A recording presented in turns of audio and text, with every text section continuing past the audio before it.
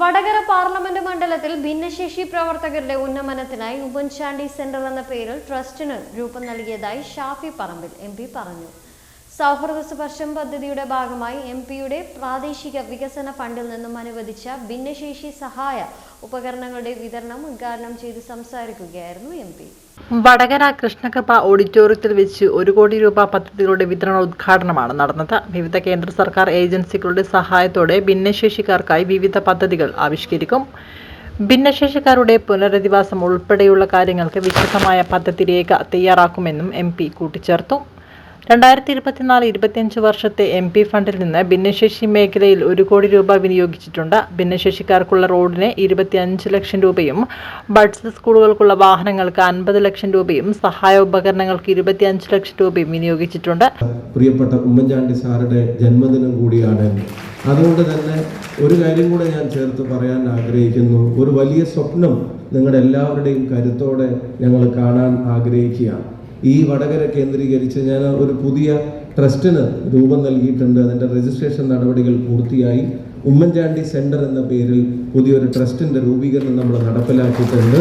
ആ ഉമ്മൻചാണ്ടി സെന്ററിൻ്റെ പേരിൽ ഈ വടകരയിൽ കേന്ദ്രീകരിച്ച് ഭിന്നശേഷിക്കാരായിട്ടുള്ള കുട്ടികളുടെ ഉന്നമനത്തിന്, അവരുടെ അതിജീവനത്തിന്, MLA സൂചിപ്പിച്ചതുപോലെ തൊഴിൽ പരിശീലനത്തിന്, ആ തൊഴിൽ പരിശീലനത്തിന് ശേഷമുള്ള ഉപകരണങ്ങളുടെ വിൽപ്പനക്ക്, അവരുടെ രക്ഷിതാക്കൾക്ക് പോലും നോക്കാൻ കഴിയാത്ത സാഹചര്യങ്ങളിൽ അവരുടെ സംരക്ഷണത്തിന്, രക്ഷിതാക്കളെ നഷ്ടപ്പെട്ടു പോകുമ്പോൾ ഈ മക്കൾ എന്ത് ചെയ്യുമെന്ന ആശങ്കയോടെ കഴിയുന്ന ആളുകൾക്ക്, അവരുടെ ആരോഗ്യ കാരണങ്ങളാൽ ഈ മക്കളുടെ കാര്യങ്ങൾ നോക്കാൻ കഴിയാത്ത അവരുൾപ്പെടെയുള്ള ആളുകൾക്ക് ഉറച്ച് വിശ്വാസത്തോടെയും സ്നേഹത്തോടെയും കടന്നു വരാൻ കഴിയാവുന്ന ഒരു കേന്ദ്രം നിങ്ങളുടെ എല്ലാവരുടെയും സഹകരണത്തോടെ ഉമ്മൻചാണ്ടി സെന്ററിന്റെ പേരിൽ വടകരയിൽ ആരംഭിക്കണം എന്നൊരു വലിയ സ്വപ്നം കൂടെ നിങ്ങളുമായി പങ്കുവെക്കാൻ ഈ വേദി ഞാൻ ഉപയോഗപ്പെടുത്തുകയാണ്.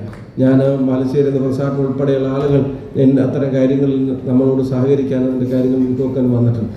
അപ്പോൾ അത്തരം കാര്യങ്ങളൊക്കെ നടപ്പിലാക്കേണ്ടി വരുന്നതിൻ്റെ സാഹചര്യം ഓരോ ദിവസവും നമ്മുടെ ജീവിതത്തിൽ കാണുക. ഇപ്പോൾ ഹിയറിംഗ് എയ്ഡ്സിനെ സംബന്ധിച്ച് ഒരു പിതാവ് ഇവിടെ വന്നിട്ട് എൻ്റെ അടുത്ത് പരാതി പറഞ്ഞു. 2 മക്കൾക്കും ചെവി കേൾക്കാതെ വരുമ്പോൾ അവർക്ക് അത് വാങ്ങി വെച്ച് കൊടുക്കേണ്ടി വരുന്ന തുക അവരുടെ കയ്യിൽ നിന്നെടുക്കാൻ പറ്റാതെ പോകുന്നതിൻ്റെ പ്രയാസത്തെ ഇവിടെ വന്നിട്ട് രക്ഷിതാവിനോട് പങ്കുവച്ചു.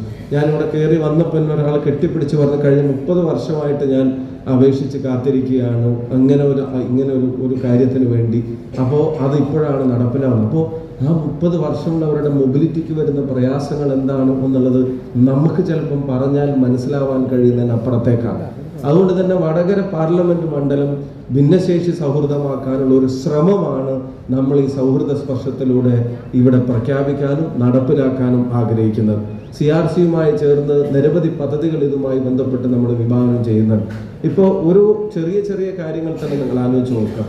ഇപ്പോൾ ഇവിടെ മെഡിക്കൽ ബോർഡിന്റെ ആളുകൾ ഇവിടെ ഉണ്ട്. നമ്മുടെ ജില്ലാ പരിപാടിയോടനുബന്ധിച്ച് മെഡിക്കൽ ബോർഡ് സർട്ടിഫിക്കറ്റിനായുള്ള പ്രത്യേക ക്യാമ്പ്, UD/ID കാർഡ് രജിസ്ട്രേഷൻ, വിവിധ ക്ഷേമ പദ്ധതികളെക്കുറിച്ച് അവബോധം നൽകുന്ന ഹെൽപ്പ് ഡെസ്ക് എന്നിവയും സംഘടിപ്പിച്ചിരുന്നു.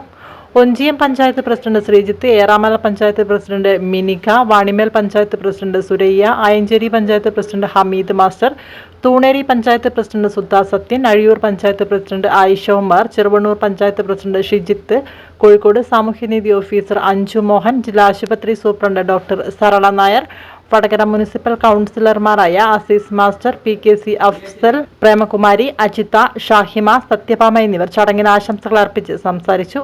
K. പ്രദീപൻ പരിപാടിക്ക് നന്ദി രേഖപ്പെടുത്തി. നിയോജക മണ്ഡലങ്ങളിലെ 14 പേരെ തെരഞ്ഞെടുത്തതിന്റെ അടിസ്ഥാനത്തിലാണ് ഈ വാഹന വിതരണം നിർവഹിച്ചിരിക്കുന്നത്.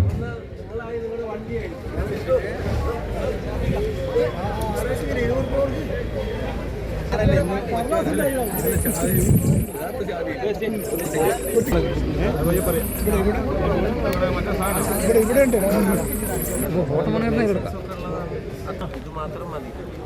ഇത് വണ്ടിമ വെച്ചിട്ട് ഓടണം. ഈ എല്ലാ വാഹനത്തിലും ഇത് അവരുടെ നടപടിക്രമത്തിന്റെ ഭാഗമാണ്. ഇത് ഇന്ന് തന്നെ ഊരി വെച്ചോളി. വണ്ടി നിങ്ങളുടെയാണ്, MP-യുടെ അല്ല. മറ്റേ അതിലെ നമ്പറും സർക്കാർ പറയുന്ന നമ്പർ മാത്രം മതി, അടിയത്തെ വേണ്ട കേട്ടോ.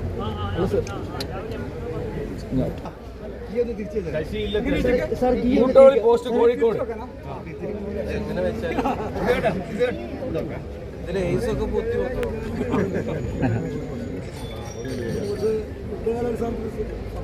ഈ വണ്ടിയുടെ ആളുടെ അല്ല അവിടെ അവിടെ ഒന്നേ ഉള്ളൂ വണ്ടി കുറേ സത്യൻ വി കെ